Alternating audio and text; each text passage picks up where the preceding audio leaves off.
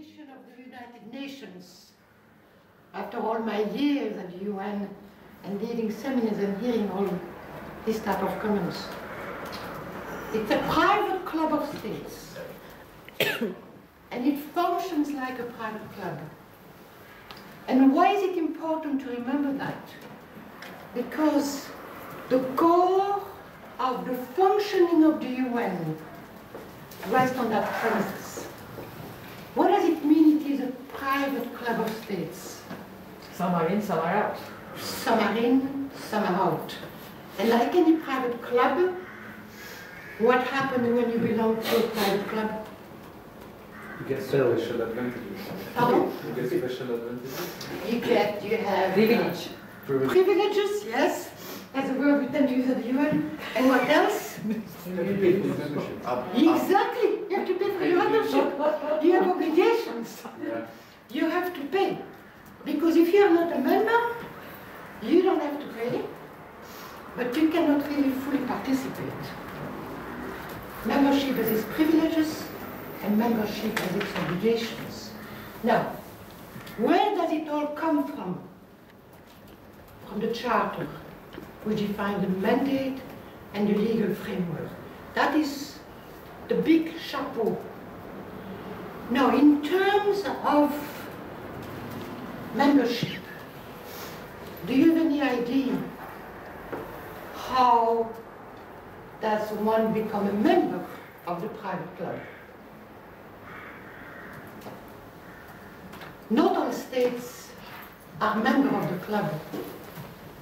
Like any private club, how does a private club function? How do you determine when you're a member of a club, who else can join? You invite them normally.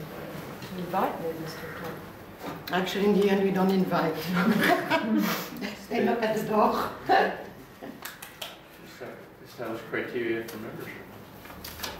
You know what are the criteria? Otherwise, Palestine. What is Palestine? Because it's not a state, it's a territory. No, it's a state. There are two states. There are two states recognized as states, but which are not members. A sovereign government is missing. No, it's not even that, because a state has a sovereign government. Recognition by the other members as but there are two states. Do you know which are the two states? Well, there is state By the way, when I became chief of protocol, I had to learn all these things because it affects orders of precedence. They drove me crazy. The two states which are recognized as states, which are not members, they can't even look at the State of door. Palestine and Vatican, no? Yes, the Vatican and Palestine. And until 2010, I think Switzerland was part of that group, no? Or 2000, I don't know, they became a member. 2002, 2002, yeah. 2002 they became a member. But before that, they were recognized as a state, but observer. So now you have two states which are not members. And it's which shows that it's a private club. And I call private club as its little definition of themselves and the rest of the world. The Holy See. Why is the Holy See a state, and why is not the Dalai Lama a head of state? The Holy See was recognized after the Napoleon War as an independent state, and the Pope is the head of the state, which means that when he comes and visits the UN, he's treated like a head of state. There was never any question there. Why don't they want to become a member? Because their constituency is not the territory of the Vatican. It is all over the world. If they became a member, they would have to belong to regional groups and vote on issues they don't want to participate in. Palestine is a more of an interesting case because Palestine was recognized as a state because you just need the General Assembly, 2/3, to recognize you as a state. But what is the threshold to become a member? You have to be approved by the Security Council first. So Palestine is the only state, it's a state, but it is not a member because it never went anywhere at the Security Council. Any question on the concept of private club? You understand now what I mean about the private club? This also means, by the way, that these two states don't have to pay. They cannot vote, but they don't have to participate in the budgets of the United Nations. I would like to speak a little bit about the Charter, because we tend to forget about the Charter, when we work. And I want to go over with you some basic principles. So the Charter was signed 26 June 1945, that's when the UN was created. The first state that signed the Charter was Brazil. There were about 50 states. By the way, let me tell you a little funny story. Because Brazil was the first state to sign the Charter. They have the privilege, historical privilege, that when the United Nations opens its general debate, they are the first state who will address the general debate, even before the host country. And this is a privilege that I will never abandon. President of Brazil is the first one to speak. And the only reason is because it was the letter B. They made them sign according to alphabetical order. And Brazil, was the first. Okay. The Charter came out, we all know, from the Second World War. All the people who were in 1945 discussing the Charter, it started actually, I think they started to discuss this in the 40s. All had gone through two wars, 48, First World War and Second World War. And this is the preamble of the Charter. And ITC link starts in the preamble. Promote social progress and better standards of life. Every UN program has its conception in the preamble. If you look at human rights, equal rights, justice, treaties, international law, that's the preamble. But then you have the purpose. Here again, all UN programs come out from this basic purpose. Peace and security, the whole peacekeeping operation comes out of that. The whole political affairs department of the UN comes out of that. Equal rights and self-determination of people, you take UN women, comes out of that. The whole human rights, international problem, economic, social, ITC, UNDP, UNIDO, UNESCO, cultural is more UNESCO, humanitarian is the refugees, ACR, OCHA. OCHA. And then the last thing is interesting, the center. That's all the concept. Who had that about the discussion? Forum for disputes. It's more, we say, forum for consensus. It is an organization which was established to promote exchange, and it's all in the purpose. Now we come into the key principle, that's Article 2. From out of the key principle comes the whole, anyway, do you have any questions? I don't want to rush. Do you have any questions about this Article 1? Let me tell you something, there are no stupid questions. Huh? So if something is not clear, if you have any point to make, please don't hesitate. Clear? Okay. Article 2. What is the first principle? Sovereign equality of all its members. How does this come out in the way the UN function? One vote, one country. Yes. One country, one vote, exactly. San Marino has one vote like China. Except in the Security Council. Except that we speak, yes, except at the Security Council. But where does that principle of one vote for each member become important? General Assembly. Not just at the General Assembly. All the UN committees, because the whole UN system works around various committees. And But let's take a simple example. When the Secretary General makes a campaign, the future one is probably already making a campaign. I will speak to you about that. You need to have within your region the majority. Well, if it is the time of Asia, like it was for Mr. Ban Ki-moon, I don't know what is the smallest country in Asia. I think it's Kiribati. 5,000 people, 6,000 people. That country is one vote like China. So that concept of sovereign equality of all members has a huge importance in the UN, which doesn't always come across, because all the participation to the various bodies of the UN comes from regional bodies, and small countries then, you have to make sure that they are on board, because you don't have enough countries to constitute a majority. Any question about that principle? No? Okay. The rest is really interesting because it really concerns the Security Council.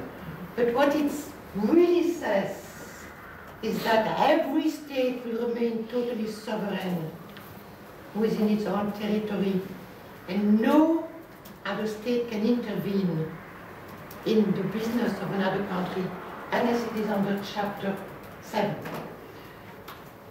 That principle, by the way, do you think it still holds or not? It's a problematic Not one. Let's- necessarily respected. Give me an example. Oh, we've had one just the last few weeks in Ukraine, so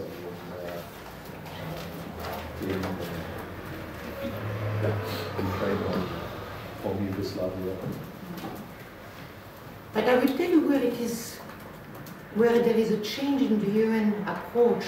Because if you take the case of Ukraine, there was a Security Council veto, and the UN could not do anything. Do you know the resolution on the R2P, responsibility to protect?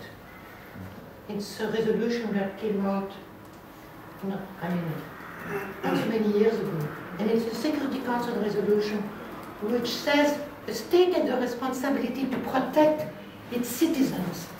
But if it does not, other states can intervene. It was under that concept that there was intervention in Libya. It didn't work also for Syria. It doesn't always work. But the fact that the principle has been recognized at the Security Council is interesting, because the whole principle of responsibility to protect means that it is a state cannot do whatever they want within their boundaries. Am I clear? If I'm not clear, any question? Any comments on the concept of sovereignty? Yes? I find most of the principles somehow paradoxal in themselves. In which way?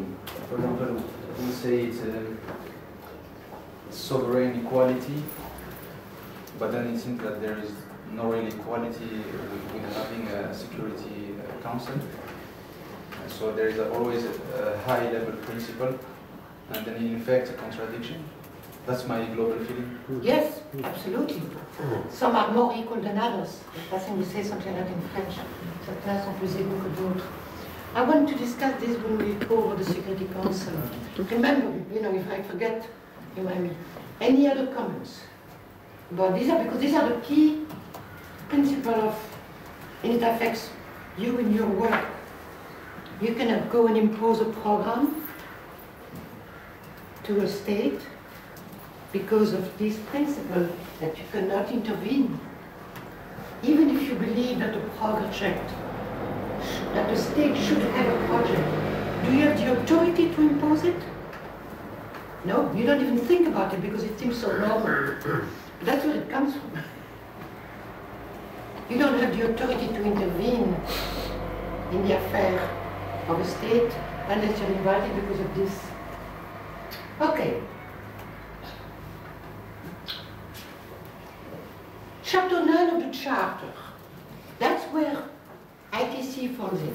I don't want to go over all the chapter. I want to go some of the fundamentals. Chapter 9 speaks about international economic and social cooperation. And that's essentially what is your link within the Charter, between ITC and the Charter.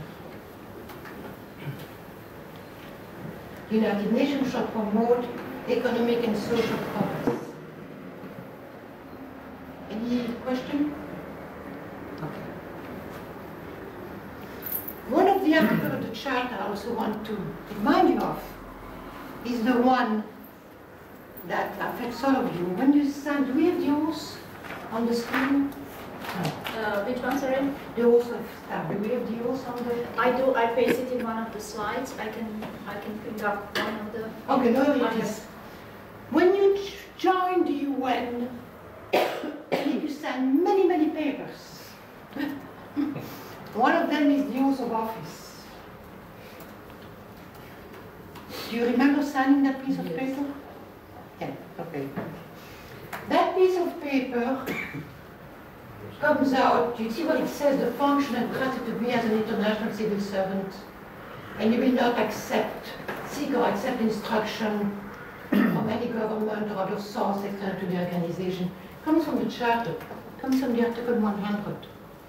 The Article 100 includes the Secretary General, who is not a staff. The Secretary General is not a staff, by the way. And you cannot seek or receive instruction. The second part also is interesting. It's like a contract. You will not seek or get instruction, and the member undertake to respect that. What is interesting, he only speaks about member. You can see at the time they didn't think about the role of the players. In principle, you could get the instruction from the Holy See and nobody could challenge it, or from Palestine, but you cannot receive. But I mean, this is semantic. When they did all this, they didn't think about all these. So not only is the mandate of ITC and your role within ITC linked to this, but your personal covenant with the organization comes out of the Charter. Any question, any comment? How does it work when people are seconded from their governments to the UN? They sign the oath of office. The moment you're on the UN payroll, you sign the oath of office. That's very simple. That's why the United Nations has now for a while, at least in New York, we used to get gratis personnel. We used to get government officials assigned to the UN, and then they started could sign the oath of office. Whoever is on the UN payroll signs this. Sorry, question. Sure. How about consultants? How does it work with consultants? Because we use a lot of them in ITC. Consultants do not sign an oath. They don't. What do they sign? I don't think they sign anything that relates to... No, letter of appointment only. They sign, and the letter of appointment has some on the back. It has some duties and obligations, but it doesn't cover... Is this an issue? It has never been formally an issue, but one would need to look at the condition. I just signed it, but you know, but if I look at the condition of service of consultant, do you have anywhere, Larissa, to see what it's written? Yeah, I can read it But, out. there might be something, but I definitely do not sign an oath. Has it been an issue? I don't think so. But nobody could challenge it.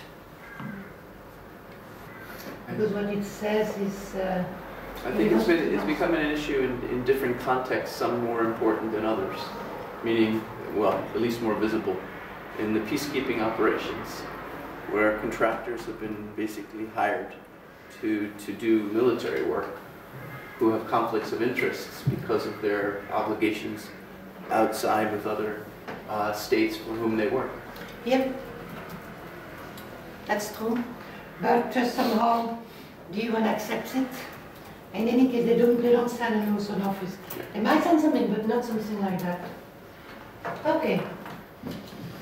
Who can become a member of the United Nations? Okay, so I just want to quickly go over you with all the groups that participate in the work of the UN. you have the 193 member states. The last one, I think, is South Sudan. And usually what happens, they come and knock at the door, and they pass through the Security Council and then go to the General Assembly. It takes a few days just to become a member, unless there is a controversy. The Holy See and Palestine are state particles, however. Then you have many international organizations. Can anybody name a few? The easiest is EU. Easiest is the EU. Its biggest counterpart is the African Union. Yeah. African Union, the League of Arab States, anything which puts states together. Now, you mentioned the EU. What is the big difference between the EU and the UN? Anybody else says? Well, the EU is a supranational organization. Yes. Yeah. Which has powers on its own, delegated powers from states, which is not the case in case of United Nations. It basically is a cooperation organization. The EU is the only international organization where the members give up some of their sovereignty to the big organization. It's the only one. And that gives them a big advantage. They have their own self-financing. They don't just rely on contribution. Through various systems of taxation, the EU gets funding besides the contribution. While in international organization, every member is assessed fees, dues, like in a membership. And the EU is a different system. Other entities, which shows how the UN is flexible, the Order of Malta falls into that other entity, the Order of Malta, and the Red Cross, the International Red Cross, are not intergovernmental organizations, but they can participate in the work of the United Nations under that word, other entities, and also the specialized agencies. Now let's go a little bit about the structure of the UN. If you look at the charter, it will tell you that the UN is 6 organs. The Secretariat, and one of you mentioned here, you have actually 4 UN headquarters. You have New York, Geneva, Vienna, and Nairobi. These are the only headquarters of the UN. You have UN offices all over the world, but these are the only headquarters. Any questions about this? The big difference, what it means is that they have Geneva, Vienna, and Nairobi have a Director General, which is like representing the Secretary General. And it also means that you have permanent missions in those duty stations. These are the only one, these 4 duty stations where we have missions accredited to the UN. Like, for example, you have in Addis Ababa, you have the Economic Commission for Africa, but they don't have a system of permanent mission accredited to the UN. Am I confusing you? Is it okay? Okay. The General Assembly is the other main organ, and we'll go over it a little bit more. Picture link. And then the Security Council. Okay, who can tell me a little bit about the Security Council? You said yourself. So tell us a little bit about the Security Council. There are 5 permanent members. And anybody, does everybody know what the 5 permanent members? Yeah. The winning powers in the Second World War. Well, France, yes, they decided they were the winning They power. got in on the back of the others. Yeah. China was not really Well, kind of, kind of fought Japan and lost. And also, at the time, China was not the People's Republic of China, it was Taiwan. So essentially, to summarize, it is China, UK, France, US, and Russia. And then it also has 10 non-permanent members who get elected for 2 years. And the 10 are chosen on a regional system. This is why small countries have a weight. Because they say you have 10 non-permanent, which represents the various regions. Don't ask me the formula, it's quite complicated in terms of how many from Africa, how many from Europe, etc. It is so important for a country to become a non-permanent member. Let me give you an example. Iraq has expressed its interest to become a non-permanent member. I think it expressed its interest already in 2012. Guess for which year? Give me a guess. 2021. 2030. It means that for all the other years in between, there are the countries in that region who have put their bid to become a non-permanent member of the Security Council. Sounds like getting a parking pass at ITC. And what it means is that eventually they will start a campaign and they will look at all the countries. Iraq is Asia. And they will need to call those very tiny little countries, because those very tiny little countries in there, Asia has a lot of tiny countries. They become important because you need to get their votes. You cannot just call the big ones. You have to call the smaller. And that's where that principle of one country, one vote has some meaning. It is participation in the UN bodies. Do the non-permanent members have veto power? No, only the permanent members have So veto. so what? Voting member. What's the what? I mean, surely veto power is the real power. Yes, veto power is the real power. So what's the point of the non-voting? Oh, because they have a big, because you have still a big influence. You have big influence in terms of putting some ideas forward. You get a big influence. The power to propose but not to block. You have the power to propose and the power to vote. Right. But you can't have the power to vote at the Security Council. You know, when you have and the power to abstain or the power to say no. For 2 years on the issues of peace and security is an important one. And it's all made, you know, through negotiation behind the back door. But, you know, Saudi Arabia, it's interesting, Saudi Arabia was a candidate for Security Council for 2014-15. And they launched a campaign that must have costed them millions, including they selected 50 of the best diplomats that they sent to Columbia University for 2 years for a special program for them. And then at the last minute, actually they were voted in, and the king decided that he was not going to accept because of Syria. I mean, he was upset about Syria.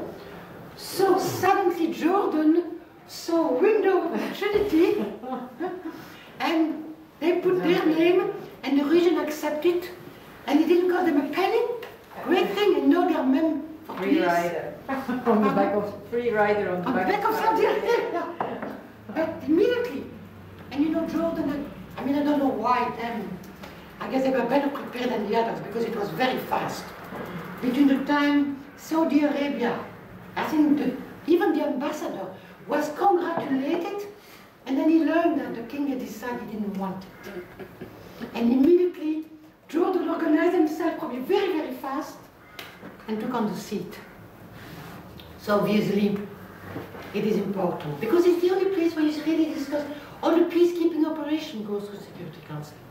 And for example, most of the peacekeeping operations are in Africa, in the Middle East, so they want to, you know, they want to participate. It gives visibility to the country. Also gives a lot of visibility. And they want to increase also their own bilateral relations with other countries. Absolutely. So having a non-voting membership in the Security Council. It is very prestigious very to have a seat at the Security Council.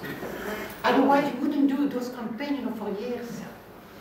Economic and Social Council, ECOSOC, is where that's the organ where your work fits in. It has, what, 40 members? I always forget because it changed. Also regional. And this is the body that reviews all the economic and social affairs of the United Nations system. Not just the UN, you know, the coordination for all the agencies that go through ECOSOC. There is no authority, they don't have a decision, but they can promote programs, they review the reports, they review your program. Then you have the International Court of Justice. Anybody knows the difference between the International Court of Justice and the International Criminal Court? This is not an exam. I tell you, I didn't know any of those things until I became chief of protocol. Is the International Criminal Court about individuals? It is, yes, it's individual. States. Yes, this is exactly. This was done as part of the original UN. It's only state, I believe, who can bring a case to the International Court of Justice. The only organ that sits in La Hague. Recently, I think Australia won something against Japan about whales, about the killing of whales at the International Court of Justice. When there are territorial disputes between two countries that they want to resolve peacefully, it goes to the ICJ. The difference is also the actual jurisdiction, because the International Court of Justice has a jurisdiction over different matters in international law. It's whereas states. the criminal court has only this criminal jurisdiction in criminal matters and actually relating to only three crimes, right? It's genocide, Yeah. crimes of war, and a third one. I don't know which one. But this is the main difference. And who can bring a case is, I think, it's probably is more of a detail. You mean to the ICJ or to the ICC? Well, as to the difference between the two. I mean, the big difference is that the ICJ deals with state issues, while the criminal court deals with individuals. Individuals are being brought to the ICC, while states... Individuals cannot bring just any case. It needs to be related only to genocide, war crimes. War crimes, I forgot I have to say. But the ICJ is only state, and I think international organization also can bring case to the ICJ. And the last one is the Trusteeship Council, which really has closed its operation in the 90s when the last trusteeship, which was it was a small state, the Paolo, somewhere in the Pacific that became independent. Any questions on these? Okay. Now I want to speak also a little bit with you with the committees. Within the General Assembly, when there were only 50 states, it was quite easy to organize their work. As the number of states increased, they realized that they needed to organize themselves into committees. And they organized them into 6 committees. And there are 2 that relate to the work of ICC. The next one, which relates to economic questions. The most important one is actually the 5th committee. Because your portion of the budget, the regular budget that you get from the United Nations, has to be approved by the General Assembly through the 5th committee. By the way, the General Assembly really has no decision authority, except on one thing. They decide on the budget and on the assessment of member states. Very important. Very important, yes. But you know, decision of the General Assembly is not enforceable on member states, except the budget.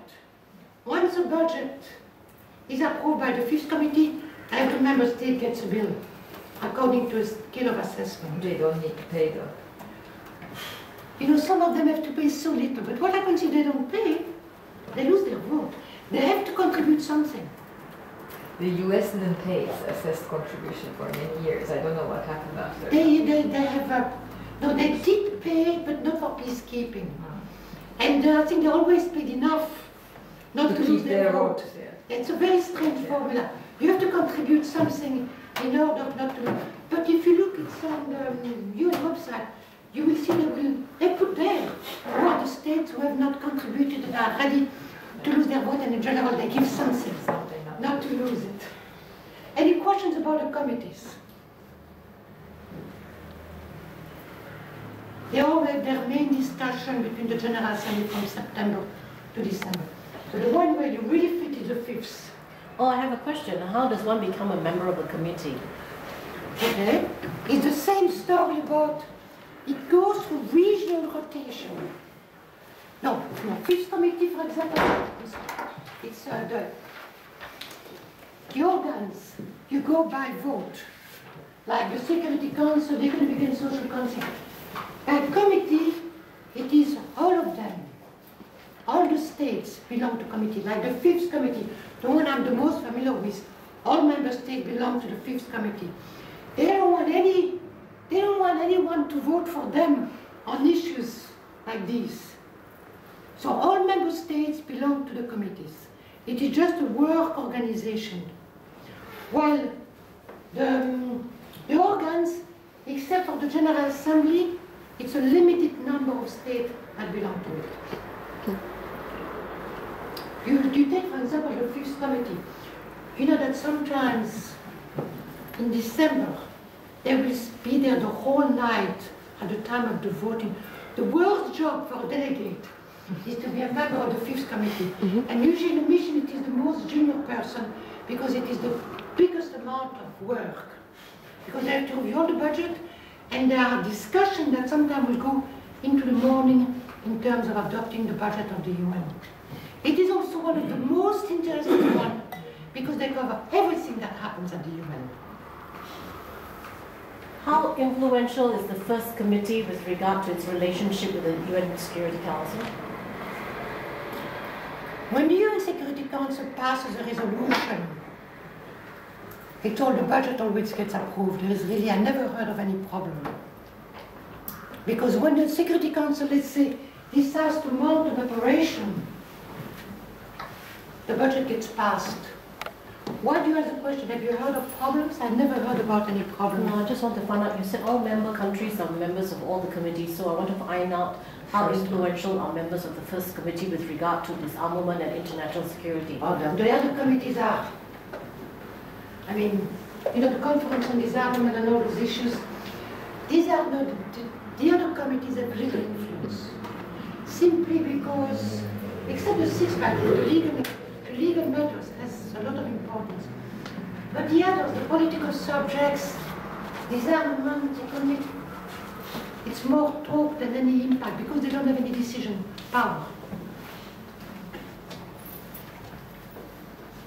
The legal is important because they get into matter of international law.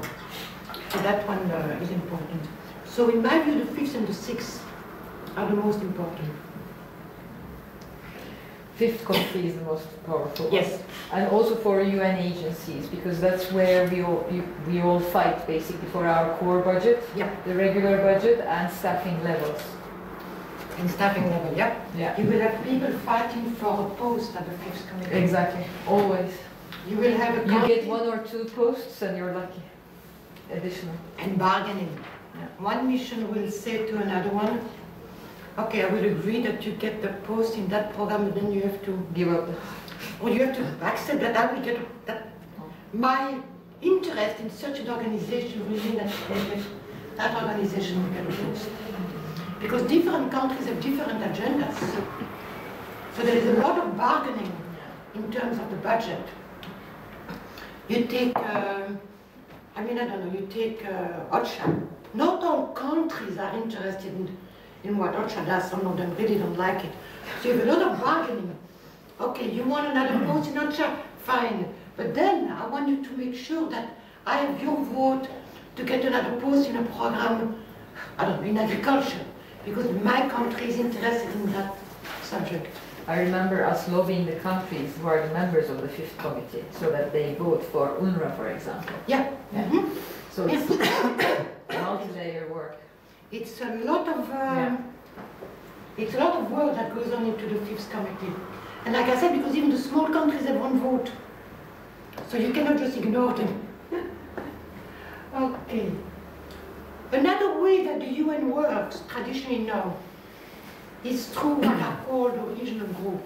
When you're at 50, you know, they were all coming out of the war, there was a lot of consensus, views, and you didn't really have the problem of how to divide themselves. Eventually, I think it's happened in the 60s, especially when you had a lot of countries becoming independent. In the 60s, you had a surge of membership.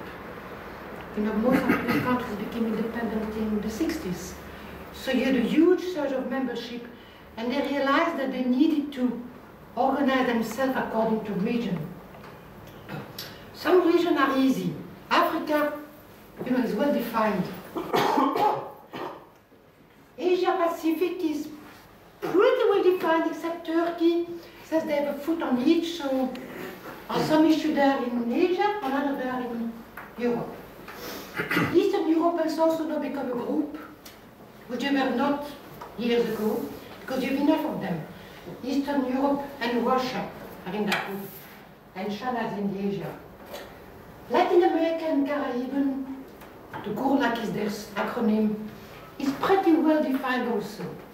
Then you have the Western Europe and others, referred to as the WEOC. To the WEOC belongs Canada, New Zealand, Australia, Israel, Turkey sometimes for election, and the US belongs, even though they sit there and observe, they don't vote.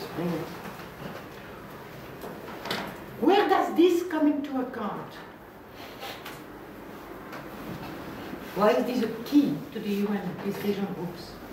Anybody has any idea? Security Council candidatures. Security Council candidatures? What else? It's so evident that you won't probably think about it. Secretary General. President of the General Assembly. Membership of ECOSOC. Membership in the International Court of Justice. Membership to many working group committees, you know. They all go through that regional system, which means that, like for the Security Council, they know how many seats among the 10 belong to which group, and then the election goes within the group before it goes to the overall UN membership. But actually, those regional groups are different from organization to organization. This is what applies to the UN as a whole. Yeah. Yes. And in different agencies, those I'm sure it's different. Oh yeah. Every agencies can do their own regional group. Absolutely. Depending on their interest. I would think that in general, Africa and Latin America and Caribbean are pretty fixed. Asia Pacific, also because for the Security Council, you know, you have the Arab states, some of them belong to Africa, others belong to Asia, so they have a very complicated system in the UN with that third regional group, which, you know, don't ask me because I would need to look. So you're right, the regional groups are formed according to each agency. Okay. Let's go a little bit about... Just when you go back, there's no mention of Middle East. Yeah, because Middle East is... What is Middle East? It's Asia. Middle East is in Asia. Oh, but you're grouping Asia and the Pacific together. Yeah, and the Middle East is... That's how they've decided to organize themselves.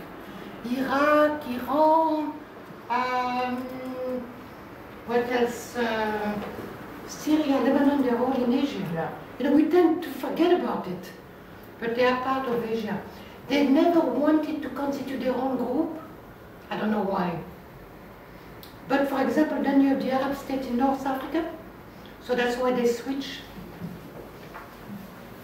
I will tell you how this, the question you asked comes into being for the election of the ESG. Okay, what is the Secretary General? Very interesting. The Charter says he is the Chief Administrative Officer of the organization.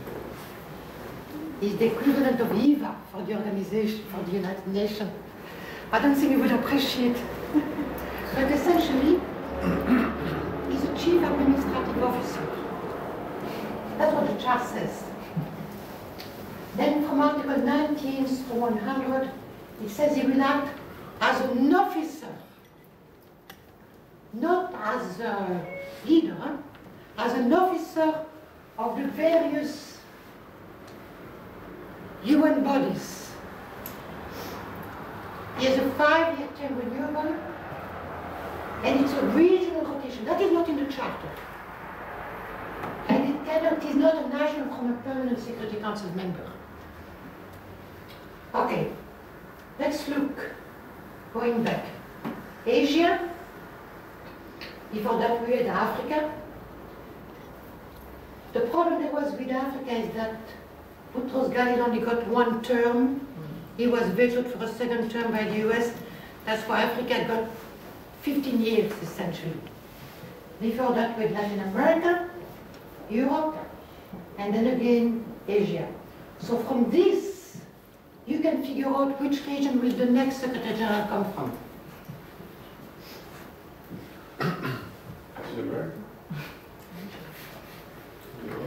Europe. We forget about the first 2. No, that's one. But the moment they did that system, that's it. That system is not written, but is enshrined. Asia, Europe. We have again Asia. The next one will be from Europe. No, that will Eastern and WEOG. And there has never been an Eastern Europe candidate. There is an assumption, but it's an assumption, but the next one will be from Eastern Europe, because they will claim it. They will say, Europe had many, and they will say, they will go back, and they will say they had the first one, Dagamarschuld and Kurt. We never had an Eastern European. So Europe, most likely, will be actually Eastern Europe. What happened to this youth aunt? My history knowledge doesn't go that far. Oh, I'm sorry. It's 1981. Oh. It's we have to correct it. 10 years. It is 10 years. And then it coincided with Kurt Waldheim. And after that, it was Kurt Waldheim, yeah. It's 61 to 70. 61. So it was 61 to 70. The mistake is The other way around. youth aunt was 61 to 71. I'm sorry, yes. It's November 61, if you can correct it. He died in a plane crash, and there was so you're right, it is from November, thank you, if you can correct it, 61 to December 91, it was important. That was somebody from Burma? Yes, Myanmar? Myanmar, it was from Myanmar, yeah. You know, this was unexpected, and at the time, they didn't really have a tradition on how and why did it get chosen, I have no idea. And Dag Hammarskjöld's life is interesting, and there's a great book about it. One needs to know. Yes, it's an interesting life, and the Sweden have still keeping their foundation, and the wife of Nana Nan was related to the Dag Hammarskjöld. So we can easily assume that the next one will be from most likely from Eastern Europe. Now let's take, for example, this last election. It was Asia. It was no discussion. Everybody agreed it was Asia because the others had their turn. But Asia is a huge continent. And of course, the key player who cannot nominate, but who is the member of the Security Council of Asia, China. So you had a number of candidates. You had from Jordan, I think it was an important person in Jordan, Chinese said, as far as we are concerned, is not Asian. See your point. There was Afghanistan. And there was Sashi Tao from India. Yeah. And again, I don't think there was somebody from Afghanistan maybe. Yeah. Again, the Chinese said, forget it. As far as we are concerned, he is not Asian. Also, within the group, you have to find the representative of a country that is a neutral denominator. You will never have a candidate from India because Pakistan would raise hell. You will never have a candidate from Japan. I mean, you know, they can forget about it. And they know because China would never accept it. So it always has to be a country that within the region meets the majority. There was a candidate from Thailand, but then I think there was a big problem with Thailand, and he dropped out. So Mr. Ban Ki-moon got the support of his region. and once the region brings it to the General Assembly, the General Assembly endorses it. Any question about? Is there written anywhere that there's only a term limit for only 2 terms? No, it's not written. You know what happened is that the charter, nobody touches the charter. I think the last time it was touched is when they increased the membership of EcoSoccer, something like that. So none of those things are being like legislated, but it becomes a tradition. 2 terms is enough. You know, 2-5, 1 term is not enough, 2 terms is enough. In general, it could change, but that has been the perception. Time for reforms. Whoever comes brings its own set of reforms. I think it would be hard for, I will tell you why it would be very hard for a candidate to be there for 3 terms. Because the region is knocking at the door. You know, the next one is Europe. 10 years. And after Europe it will be, again, Latin America. They probably already have people who are thinking, oh, in 15 years I can maybe become Secretary General. So, you know, sometimes I heard, I hear rumors like the former chef de cabinet of the Secretary General, who is not the head of ECLAC, Alicia Barcena. She's the next Secretary General. She's from Mexico. Why would Europe give their turn to Mexico? I mean, to me, why? Why would Eastern Europe, I mean, with all those new states, say we don't want the position? Any questions? United States? No, none of the 5 permanent members. That's accepted. None of the 5 permanent members will propose again. You cannot have. That's why they have agency heads. Agency heads comes from because you don't have permanent, the Security Council, yeah. So it doesn't matter so much. So we need a high-flying woman from Europe. High-flying? What a statement! What a statement! And what a statement! Think, for example, everybody speaks about a candidate, even though it's like a rumor. The current head of UNESCO is a woman from Bulgaria. Current head of ITC is a woman from Spain. Who? ITC. Spain is not Eastern Europe. What is ITC? Spain is not Eastern Europe. Eastern Europe. It's not European, yeah. Get a Ukrainian. That's going to work. Who knows? But you know, there is also, for example, New Zealand has never been, and the current head of UNDP, former Prime Minister, a woman. Yeah. I have no idea if they want to, but I'm sure there are already candidates, because it's in 3 years, huh? He's finishing his 2nd year of his 2nd term, Secretary General, huh? Yeah. So there must already be discussion going on. Is there some unwritten rule that they have to hold high office, like be a cabinet minister or something? No. Tradition again. Tradition, no. They could, a country could propose, but you know, it would be very hard to propose somebody who doesn't have executive experience at a certain political level. Why would they do that? If they propose somebody who is totally out of, you know, politically, why would the country propose, let's say, an ambassador? Bono. Hmm? Say Bono. Bono. Bono. He's part of the system now. He has been an activist for too long. Hanging out with these. Irish. He's not a woman. He's not a woman, there you go. Okay. President of General Assembly. 1-year term and remains a government official. Why 1-year term? Compared to the SG, which is 5 years. 1-year term because he remains a government official. When they created the UN, they didn't want a government official to assume too much power. So if you rotate that person every year, that person will never have any authority. I mean, by the time they get into the job, and get out. it takes them 3 months to figure out where they are, what they're and doing. the next one is already at the door, you know. By the time they realize what they're doing. Which is a big weakness of the General Assembly.